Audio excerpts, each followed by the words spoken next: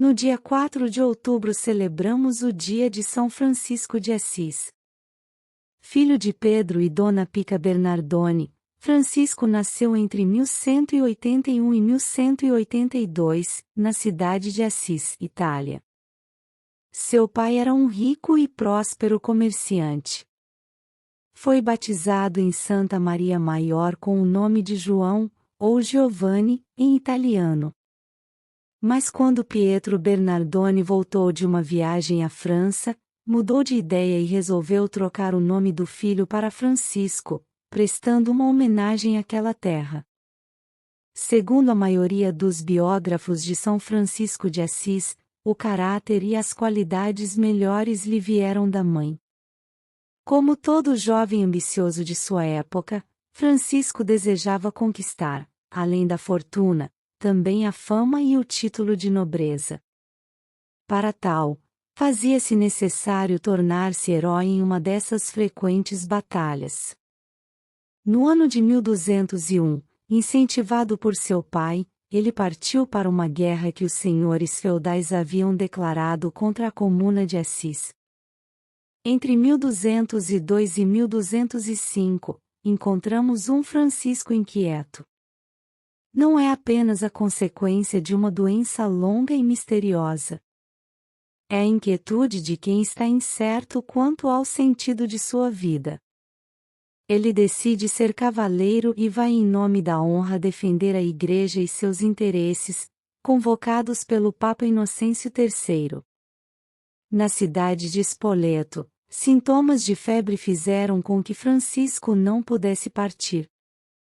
Ali pensou ter ouvido a voz do Senhor, com quem dialogou: Francisco, o que é mais importante, servir ao Senhor ou servir ao servo? Servir ao Senhor, é claro. Respondeu o jovem. Então, por que te alistas nas fileiras do servo? Senhor, o que quereis que eu faça? Volta a Assis e ali te será dito, diz a voz. Em busca de respostas, decidiu viajar para Roma, isso no ano de 1205. Visitou a tumba do apóstolo São Pedro e exclamou: é uma vergonha que os homens sejam tão miseráveis com o príncipe dos apóstolos. E jogou um grande punhado de moedas de ouro, contrastando com as escassas esmolas de outros fiéis menos generosos. A seguir, trocou seus ricos trajes com os de um mendigo e fez sua primeira experiência de viver na pobreza. Voltou a Assis, à casa paterna, entregando-se ainda mais à oração e ao silêncio. Em 1206, passeando a cavalo pelas campinas de Assis, viu um leproso, repugnante à vista e ao olfato, lhe causando nojo. Mas, então, movido por Deus, colocou seu dinheiro naquelas mãos sangrentas e deu-lhe um beijo. Falando depois a respeito desse momento, ele diz: o que antes me era amargo, mudou-se então em doçura da alma e do corpo. A partir desse momento, pude afastar-me do mundo e entregar-me a Deus. Pouco depois, entrou para rezar e meditar na pequena capela de São Damião, semi-destruída pelo abandono. Estava ajoelhado em oração aos pés de um crucifixo quando uma voz, saída do crucifixo, lhe falou: Francisco, vai e reconstrói a minha igreja que está em ruínas. Seu pai se indignava cada vez mais e resolveu exigir que seu filho lhe devolvesse tudo quanto receberá dele, levou perante o bispo para que o julgasse.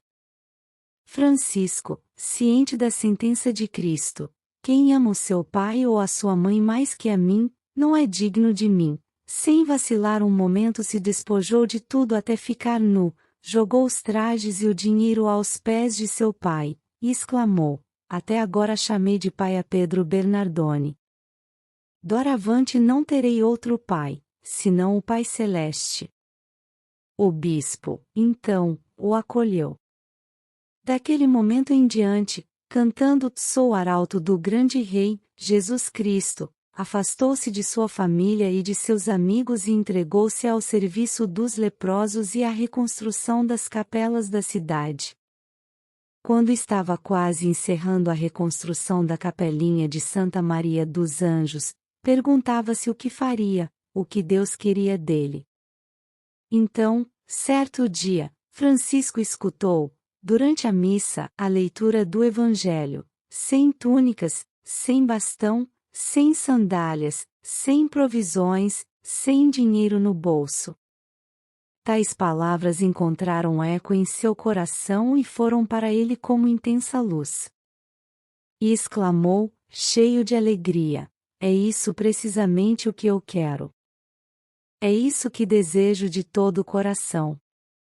E sem demora, começou a viver, como faria em toda a sua vida, a pura letra do Evangelho.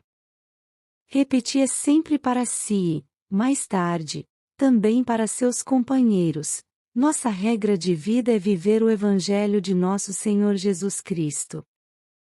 São Francisco não queria seguidores, somente viver sua vida austera e evangelizar. A partir de então, Francisco saiu a pregar percorrendo as vizinhanças e levando o Evangelho. Não tinha intenção nenhuma de adquirir seguidores, somente viver sua vida austera e evangelizar. Porém, logo Bernardo de Quintaval se juntou a ele e pelo caminho juntou-se aos dois Pedro de Catânia. Por 3 vezes abriram o livro do Evangelho, e as 3 respostas que encontraram foram as seguintes: se queres ser perfeito, vende o que tens e dá-o aos pobres. Depois vem e segue-me. Não leveis nada pelo caminho, nem bastão, nem alforge, nem uma segunda túnica. Se alguém quer vir após mim, negue-se a si mesmo, tome a sua cruz cada dia e siga-me. Isto é o que devemos fazer, e é o que farão todos quantos quiserem vir conosco, exclamou Francisco, que subitamente viu brilhar uma luz sobre o caminho que ele e seus companheiros deveriam seguir. Finalmente, encontrou o que por tanto tempo havia procurado. Isso aconteceu a 24 de fevereiro de 1208, dando início à fundação da Fraternidade dos Irmãos Menores. Em 1209, Francisco e seus companheiros foram até o Papa Inocêncio III para pedir a aprovação de seu carisma. Ele ficou maravilhado com o propósito de vida daquele grupo e, especialmente, com a figura de São Francisco de Assis, a clareza de sua opção e a firmeza que demonstrava. Reconheceu nele o homem que há pouco vira em sonho, segurando as colunas da igreja de Latrão, que ameaçava ruir. O Papa reconheceu que era o próprio Deus que inspirava São Francisco de Assis a viver radicalmente o Evangelho, trazendo vida nova a toda a Igreja. Por isso, deu a seu modo de viver o Evangelho a aprovação oficial. Autorizou Francisco e seus seguidores a pregarem o Evangelho nas igrejas e fora delas. Francisco inspirou Clara para a santidade, dela surgiram as Clarissas.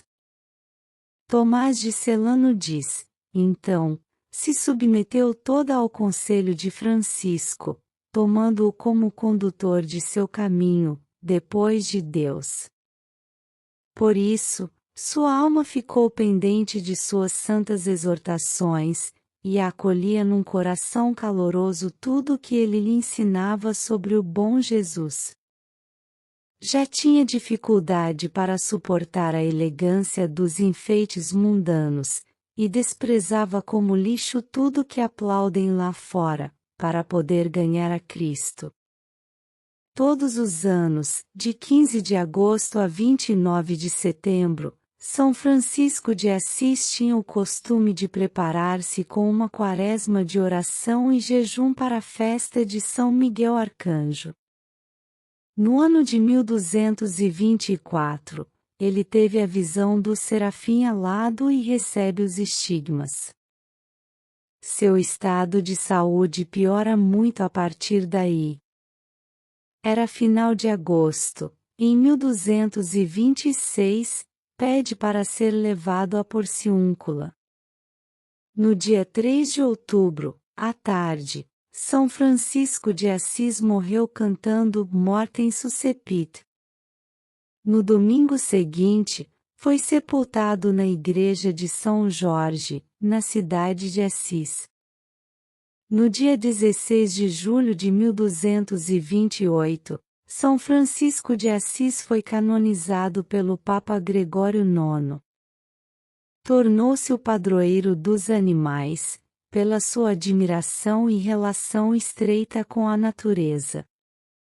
Também foi elevado a padroeiro principal da Itália, em 1939 por Pio XII.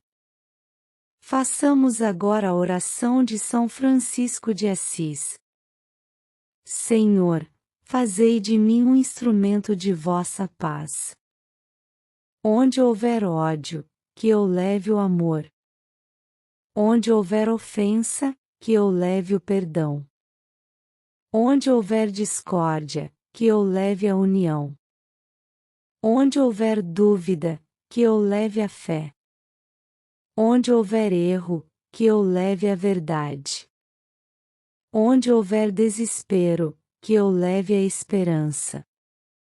Onde houver tristeza, que eu leve a alegria. Onde houver trevas, que eu leve a luz.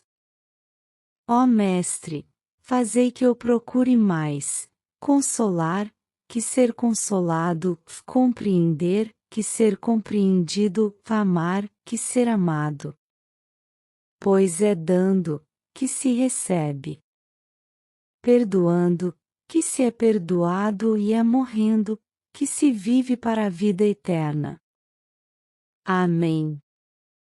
Ó grande reformador da Igreja, Pai de uma multidão de santos e religiosos, concedei a nós imitar as suas virtudes de caridade, pobreza e castidade, assim como nos espelhar na tua espiritualidade que formou tantas almas. Que o amor encarnado seja amado. Amém. São Francisco de Assis, rogai por nós.